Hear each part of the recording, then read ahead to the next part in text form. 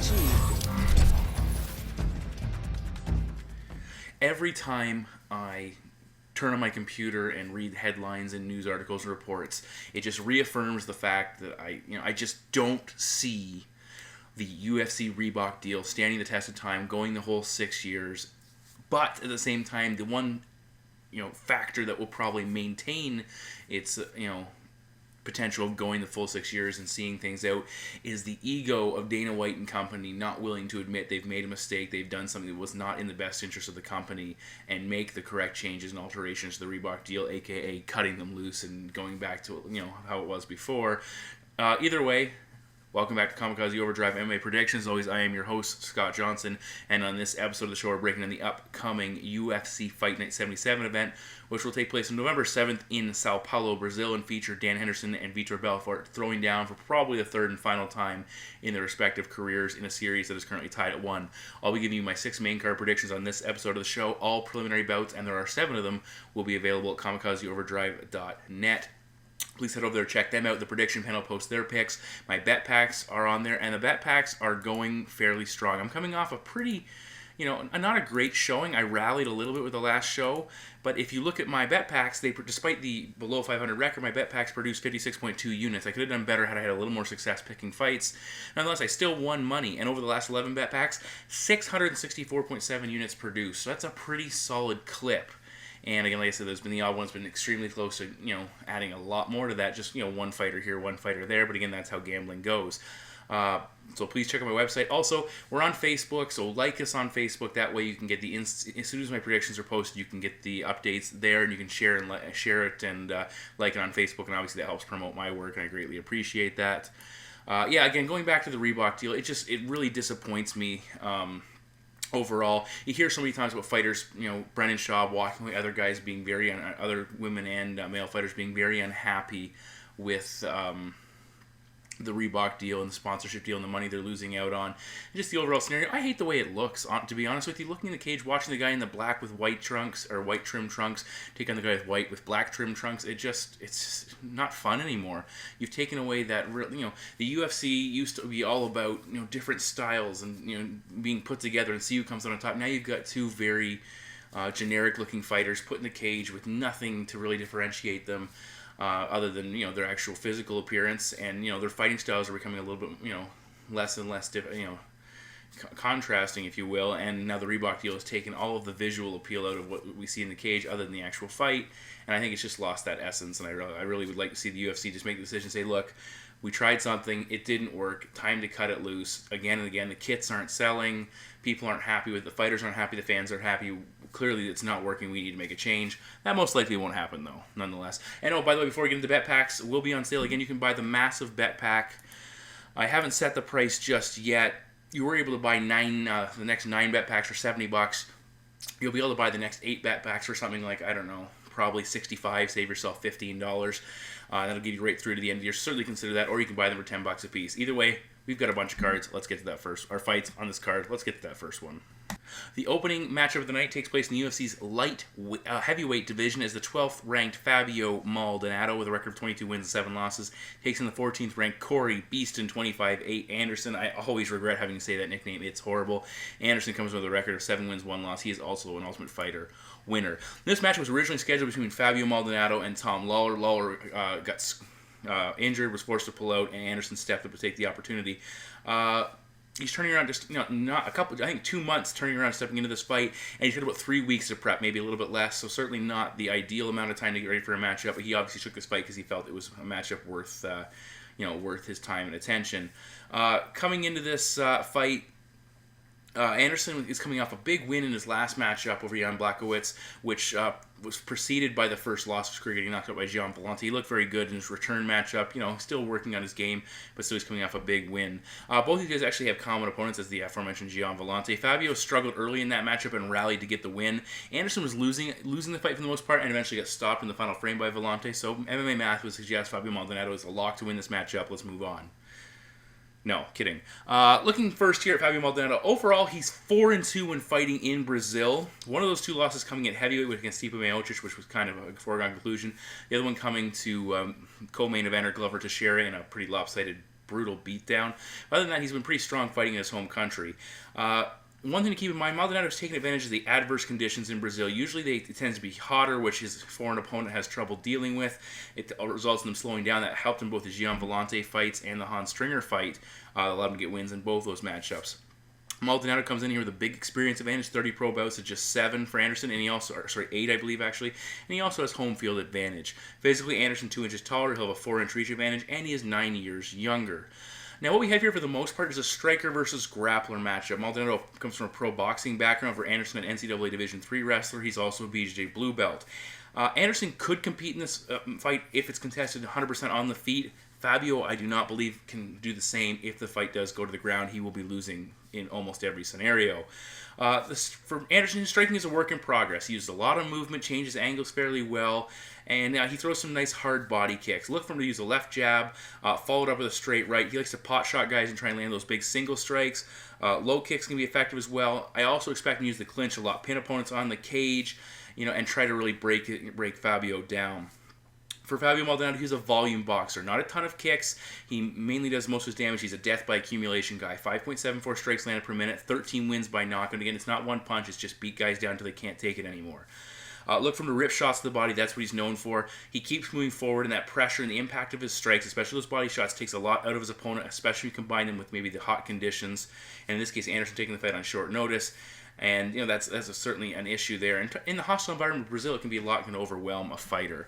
Fabio also will take a lot of damage. 4.35 strikes absorbed per minute, which is a lot. He invites his opponents in. He's had a lot of issues fighting in the clinch and letting guys tee off on him. He just willingly takes that position, and he gets away with it a lot of times, but it's just something it's exploitable if you're his opponent.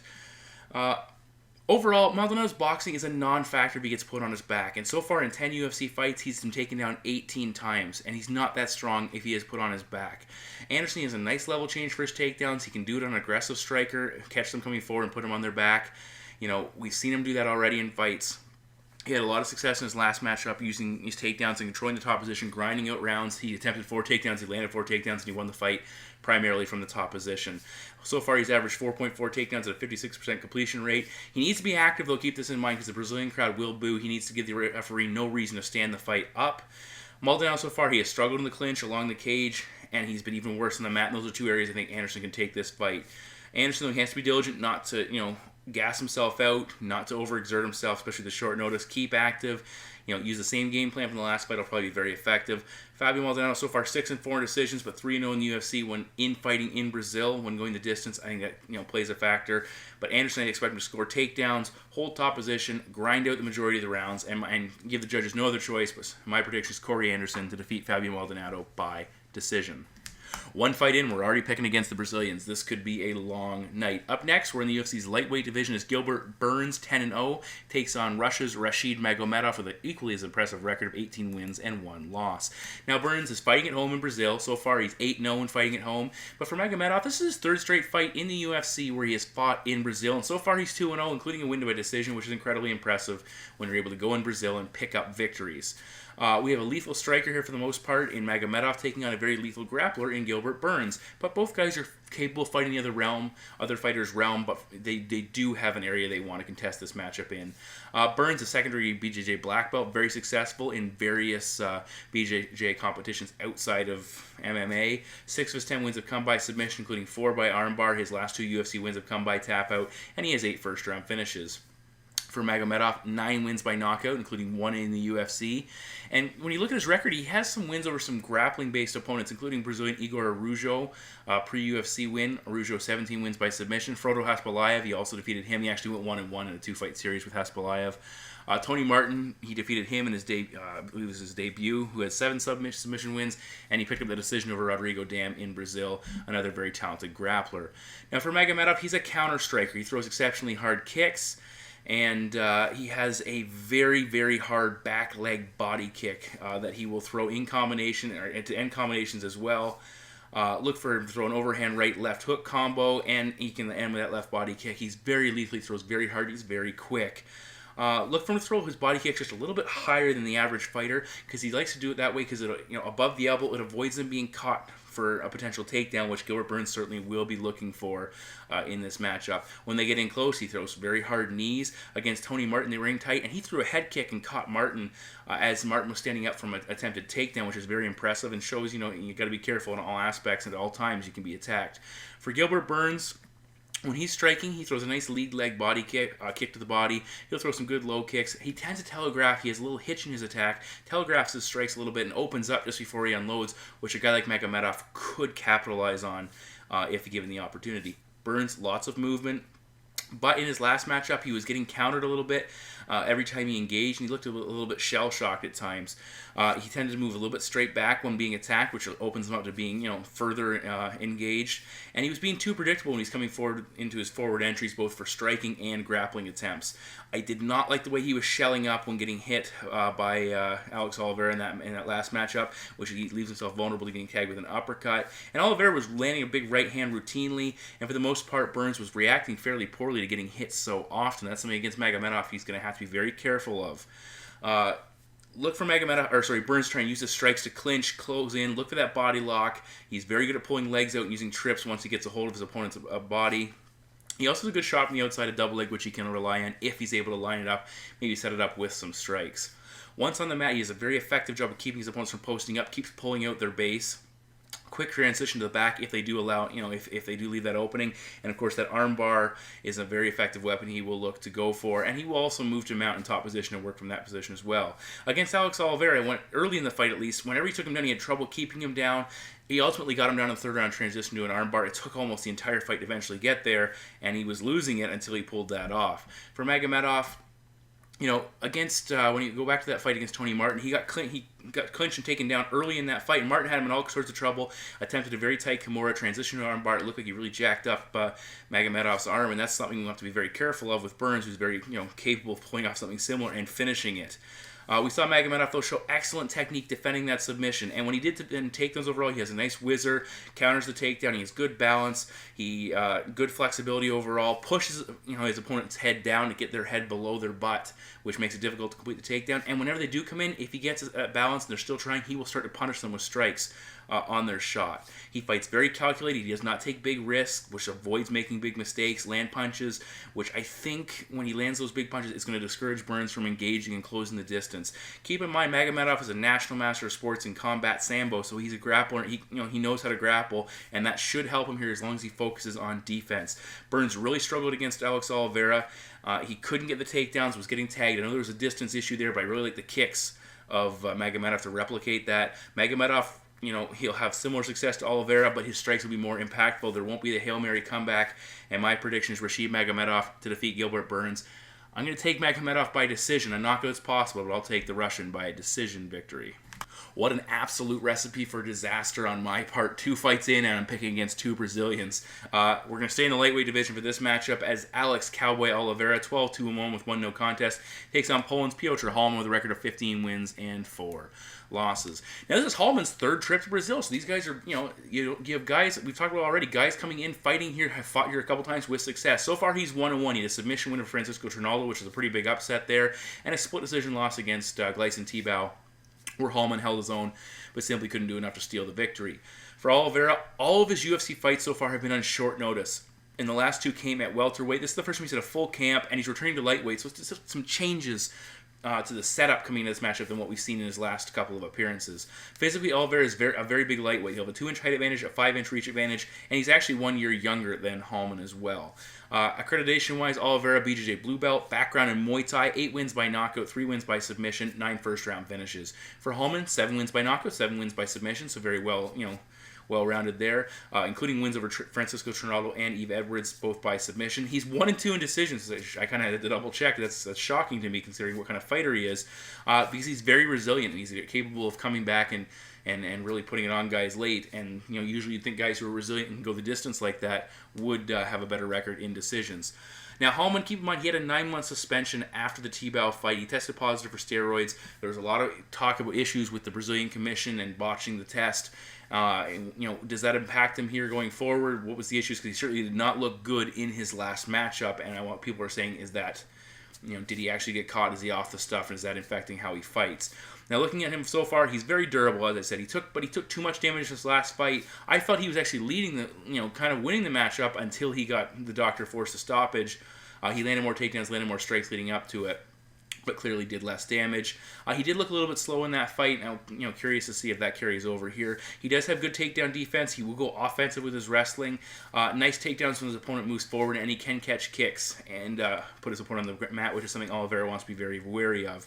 Once on the mat, Hallmann has very strong top control, lands some good elbows from the top position. He has 6 wins by rear naked choke, and he can also work the clinch when needed. He knows how to bust guys up in close and be effective. I really like the way he uses pressure, shutting down his opponent's offense. Keeps moving forward, throws some very nice, crisp, straight strikes, and keeps attacking. Low kicks, very simple but effective overall with his striking. For Oliveira, we've seen him have success. He's shown us 2 different fronts so far. The striker versus Gilbert Burns, and the grappler versus KJ Noons and Joe Merritt, I believe it was. And he has a high number of first-round finishes. Keep that in mind as well. So that's something when we're looking at him, 2 fronts, and he knows how to finish.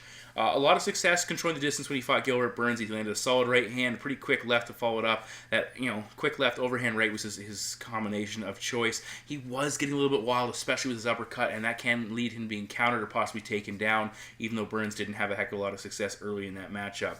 When Oliveira closed the distance, he was... there was a lot of clinch fighting going on, which I expect to see here. He used a lot of shoulder pressure to control Merritt, and that's something I expect to see, him try and implement here. But it could be a tough position because Hallmann's pretty strong in that position as well. Look for him to try and go for takedowns. We saw against KJ Noons. He moves very quickly to the back mount, which he did against Noons successfully. He did against Merritt as well with a little mixed results. Now, when you look at that Joe Merritt matchup, I saw some issues. He had the back mount in that fight, lost position, and wound up on the bottom. He fully mounted him on top from top position, again, lost position, and, was in the worst situation. He, looked for takedowns, got reversed, got mounted, attempted submissions, again, lost the position. He tends to give up position for submission. That is not always a good thing. Merritt couldn't do enough of it to have success. And, I think that's something Hallmann will have success doing here. Oliveira was still coming forward later in that matchup, but he was certainly slowing down and looked very labored despite leading the dance for the most of it. I don't like how hittable Hallmann is. He can, in Brazil, that's difficult to overcome if the judges see you constantly getting hit. They're going to give it to the other guy. Plus, there's questions surrounding his performance after the failed drug test. But Oliveira gets a little too wild for my liking. He takes a lot of risks when striking. He leaves a lot of openings when grappling. And he will slow down, I think, in a grinding fight. He also makes, too many positional mistakes. I think Hallmann's going to take advantage of those positional mistakes, get in top position, do some damage, control, and really make him pay for giving up those opportunities. Hallmann's experience in Brazil will help. I think there's questions around how big Oliveira is and cutting back to 155 pounds, and my prediction is Piotr Hallmann to defeat Alex Oliveira. I'll take Hallmann by this. Let's go with submission in this matchup. Who cares? Submission. Piotr Hallmann by submission. Heading down to the bantamweight division, we have the 8th-ranked Tomasina Almeida, undefeated at 20-0, taking on the USA's Anthony El Toro Birchak with a record of 12 wins and 2 losses. Now, Almeida, for the most part, I feel is being groomed for a future title shot, at least becoming a title contender, moving up, getting some big-name opponents. And, Birchak, not as big a name opponents he's recently fought, but still a tough test. And you look at that crop of UFC 135-pound prospects with Almeida, Pedro Munoz, who's on the prelims, which I feel he should be getting some, he's been a killer. He's been out for a little bit, but he, definitely check him out. Aljamain Sterling as well. Even a guy like Cody Garbrandt should be lumped in there. The future is bright at 135 pounds. And Anthony Birchak is going to want to put his name there with a big win here. He's coming off a first-round stoppage of a recent title challenger in Joe Soto, who went 5 rounds with the champion, so it's something nice to have a feather in your cap that he's looking to build on. Physically, the American 1 inch taller, Almeida will have a 1 inch reach advantage, and he's 5 years younger. For Birchak, NCAA Division II wrestler, trained with Henry Cejudo for his last fight, BJJ purple belt, so he's a capable ground fighter. 4 wins by knockout, 6 by submission. He does have 2 losses by tap out as well, and finished 6 of his opponents in the first round. Looking at Almeida, he's a black belt in Muay Thai, a BJJ brown belt, and he's a Chuda Box Academy member, so we definitely know he's coming from a very aggressive striking pedigree where he trains out of. The Brazilian, as I said, is undefeated, which has its pros and cons. He's 3-0 in the UFC, 15 wins by knockout, including Ijabue and Brad Pickett. And keep in mind, Pickett, he's the second man to knock Pickett out, the first man to officially KO him. The last one, a TKO, coming all the way back in 2005. 4 wins by submission for Almeida, 1-0 in decisions, which was his UFC debut against Timmy Gorman, where he was pushed and certainly came out with flying colors. So yeah, well, he's seen a lot despite he's very young. For Birchak, he's aggressive, leaves some openings with his aggression, and will make some mistakes. He's that high-risk, high-reward type guy. Against Soto, he went for it and knocked him out. Against Ian Entwistle, he got aggressive with his takedowns, tried to strike his way out of a heel hook, and got submitted as a result. When he's striking, he moves forward very aggressively. He really strides into his attacks, his techniques, which adds power, but it increases the impact if his opponent is able to counter him, and that can, be devastating. Against Soto, he caught him with a flurry, swarmed him for the kill. He knows how to finish, and that's something we saw with Almeida. He got hurt a couple times against Pickett, and Birchak will go for the finish if that opportunity it presents itself to him. But when he stands with Almeida, that plays directly into his wheelhouse. Birchak has a good wrestling game, solid top pressure if he gets it down, can smother his opponent, break them down with ground and pound. He needs to hold top position in this fight if he does get that opportunity, not go for submissions, take away Almeida's greatest strength. As we said, Almeida, he's a lethal striker. Very calculated, covers up well, looks for openings, doesn't do anything ridiculous. Again, we saw in the last fight a little bit of change there from that deviation from that approach, but still, that's usually how he fights. I really like the way he starts low and rises up for a left hook, which it changes opponent's field of view, makes it harder to defend against, and usually leads to flush connections when he does throw. Very slick combinations, hard leg kicks, elbows, knees. As a Muay Thai fighter, he uses all of his weapons very effectively. When he fought Yves Jaboué, he devastated him with combinations and basically stopped him standing, which is darn impressive. With Pickett, he dropped him with a step and elbow and eventually finished him off with a jumping knee. Again, devastating striker. Lots of weapons to worry about when you're facing this guy. Now, the Pickett fight was absolutely a big test for Almeida, and he stood in front of him a little bit too much, and he got tagged as a result. He was dropped a couple of times early, cracked with a left hook, caught with some knees in close. His nose was broken. Certainly was a learning scenario. It showed he had some heart. He wasn't going to fold up when the first sign of adversity came his way. Could be a point of improvement he's looking for. But the thing is, that could be Birchak's approach. Draw him into an aggressive wild brawl and try and catch him when he opens up and, leave some of that calculated striker persona behind. Almeida, we have seen his takedown defense tested. He's very good. He gets back up if he is taken down. Jaboué took him down pretty quickly, and he was able to get back up. Pickett, when he knocked him down, we saw Almeida go right for a leg lock and attack and threaten off his back, basically to get back up. Overall, I like the calculated counter-striking of Almeida to exploit the aggression of Birchak. Birchak, he needs to brawl and be aggressive and try and take Almeida out of his comfort zone, but I think he's going to live and die with that approach. I think it'll eventually get him caught, and my prediction is Thomas Almeida to defeat Anthony Birchak by knockout.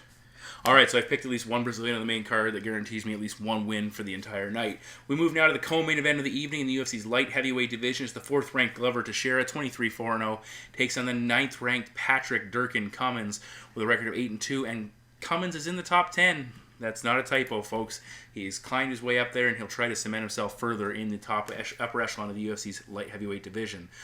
For Glover, he's trying to earn himself enough wins to get back in title contention. He's on the cusp, and certainly, depending on what John Jones does, we could see Glover get back in there, because I think they'd love to pair Glover up with Daniel Cormier under the right circumstances if Cormier remains the champion. But again, John Jones beat him fairly handily. Either way, rematches could be all the rage in 2016 and 2017. For Cummins, he's trying to round out his game, but still working up the ranks to get himself in a position that challenge for the title officially once and be a fully capable mixed martial artist by the time he gets there. Physically, identical reach, identical height. Cummins is 1 year younger, but a big experience advantage for Glover. 27 pro fights is just 10 for the American. Cummins comes in, though. He's another one of these guys who's done exceptionally well when fighting in Brazil. He's 2-0 so far. Stopped Rafael Feijo in the 3rd round, picked up a decision over Antonio Carlos Jr. He knows what it's like. He knows what to expect coming into this matchup, and that will not shock or deter him. When you look at Glover Teixeira, he's fought 3 times in the UFC in Brazil. He's 2-1 in those 3 matchups, including losing his last fight via decision to Phil Davis, who's another American wrestler who had a lot of success fighting in Brazil. So there's a lot of parallels to be drawn there between Phil Davis and Patrick Cummins. We'll see if that holds true here. For the most part, this fight really comes down to whether or not Cummins can take Glover down with consistency or at all and keep him down.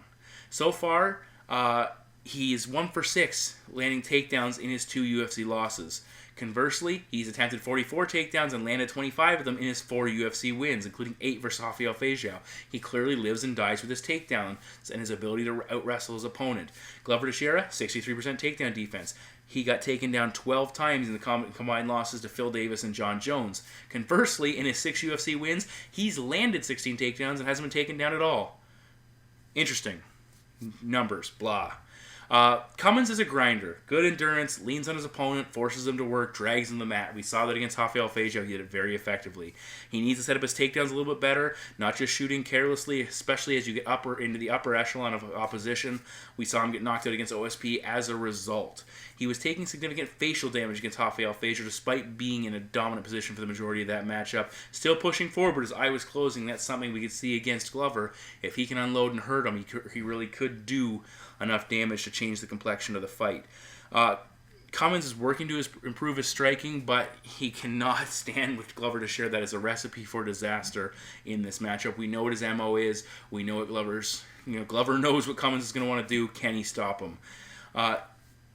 Every time Feijo went for, tried to land big strikes, when they did get a chance to strike, Cummins was able to get right back in there, land takedowns, and diffuse that striking ability of Rafael Feijo. And you look at Glover Teixeira, he has good boxing, and he can attack in tight spaces, and that makes him very effective. And where he differs from Feijo, who is really winding up and missing and putting a lot into his single strikes, Glover's a little bit tighter with his strikes in close, and I think that will pay dividends and not give Cummins as many openings to land takedowns. We saw Glover have a lot of success shutting down the early attempts by Phil Davis. He got his shoulders low, when he did get taken down, he got back up as quickly as he possibly could. Davis broke him down eventually, but Glover, he had success early on. He's a very good grappler as well, and I think he should be able to either defend the takedowns in this matchup or work his way off his back and get back up. Davis eventually broke him down with constant pressure, even though, Glover succeeded early on. That's similar to what Cummins did against Feijo. And, keep in mind, though, when you look back at that matchup for Glover, it was coming off the title fight loss to John Jones. Apparently, he was fighting with an injury. Can Cummins keep taking Glover Teixeira down after he gets down? Can he keep grinding him down? That's going to be his MO. If he can't keep him down, keep taking him down, grind him down, and eventually he will find success.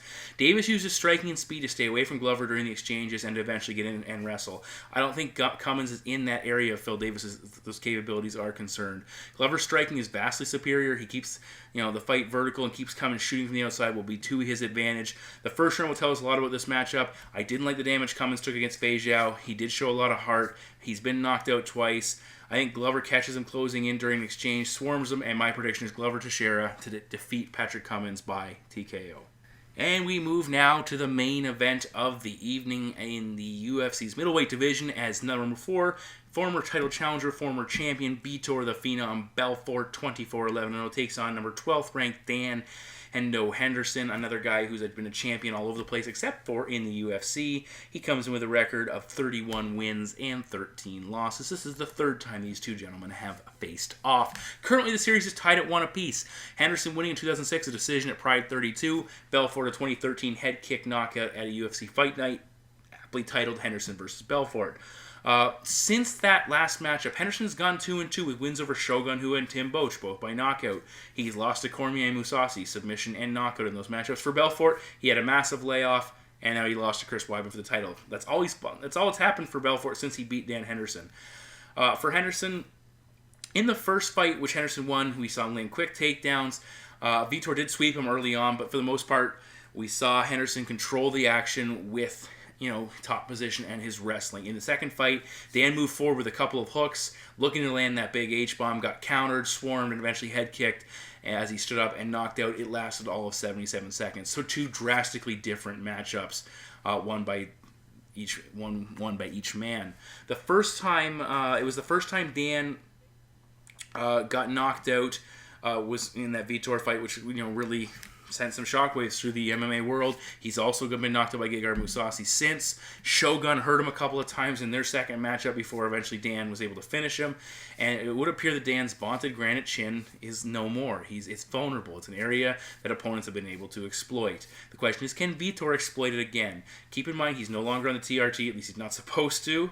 I'd love to know if he is. That way I would feel a little more comfortable if I was picking him in this matchup. Physically, he looks different. It's shocking how much different he looked in the Weidman fight versus his matchups before, and you can clearly see it was impacting his physique. Again, he's only fought once in the last 2 years plus, which is that's a big layoff for a guy, an older guy, so that certainly can hurt him as well. When he fought wide, even though he did damage against the champ, he landed a flurry, had him covering up, landing some big strikes, busted him open as well. Ultimately, he got planted on his back, couldn't get off his back, and stopped with some elbows. And that loss verified a lot of people, when they look at the significance of Vitor Belfort and how TRT played a role in his recent success. For Henderson, he's coming off a big career-saving win. He had lost 2 in a row in pretty one-sided, decisive fashion. A lot of people were calling for his retirement. And he got in and scored the knockout. Unfortunately, with Dan Henderson, he's very predictable now with his striking. He throws small strikes, kicks, and punches to set up the H-bomb. That's all he's looking to land. Keep throwing until it lands. It worked against Tibau. He was spamming right hands and landing and eventually knocked him out. It did not against Vitor Belfort. He came in looking for that and got himself countered and put down. He doesn't use his wrestling as much as he should. Usually it's defensively. If he's threatened with a takedown, he'll try and stand, use it to defend it and stand back up. And I don't like that. Vitor, I like him as a better striker in longer, again, than Dan Henderson overall. Even though Dan does something very effectively, Vitor does a little bit more. He will pace himself at times, look for openings, and then explode into his attack and try and finish. The big question is, especially with it, again, it's significant. We keep talking about no TRT, but how many times can Vitor do this? If he can't finish Dan in that first explosion attempt to put him away, will that take too much out of him to continue on and do it again and again later in the fight? I think Vitor is a more diversified striker. We have seen Dan taken out by fighters, by guys who are better strikers or him have trouble with them. Shogun hurt him a couple of times. He's a better striker, again, more diversified, and again, Dan just was able to clip him and put him down. Dan has the ability to turn the fight in one instance with one big shot if he can land it. But again, that's a Hail Mary situation where it's not good to look at and say that's what's going to happen, even though it very well could. If he can't land that big shot, how does he win this fight? We saw Lyoto Machida have a lot of success, and Rashid Evans, forcing him to try and track them down, taking away that big punch, and it just did not work out well for Dan. Even though the fights were closer than a lot of people expected, Dan just wasn't consistent enough with his offensive success. Most likely scenario here is that these two guys are going to both come forward, and whoever lands second is, or not at all, is going to be in extremely rough shape. Whoever lands first is going to be the front runner to win this matchup. Great prediction, dummy. Good job. Both guys have a lot of issues, but I think Vitor is younger. He's fighting at home, and he, for the most part, is the better striker. I don't like Dan's chin. I still think it's an issue. If you look over, instead of just looking at the Tibau fight, if you look over a greater sample size, you can see his chin is certainly an issue. I think Vitor is going to use his speed to eventually catch him in a flurry, and my prediction is Vitor Belfort to defeat Dan Henderson once again by knockout. So I saved my native predictions, predicting the last 3 Brazilians on the card to win and the crowd to go home happy. We'll see how things pan out. My predictions for the preliminaries will be available at kamikazeoverdrive.net. The bet packs will be posted there as well. Lots of fights to look at here, lots of fights to choose from. I certainly will have a couple of counter bets in this on the card, looking at the betting odds so far. So certainly we're tuning in there. Please like me on Facebook, or like Kamikaze Overdrive on Facebook. You can see there's various ways to find that through my website. I'm trying to promote there as well. That was a lot of talking. It's late here, so I'm going to sign off. Thanks, guys, for tuning in, and we've got a heck of a shitstorm of fights coming up to end 2015. So take care, and I'll talk to you very soon.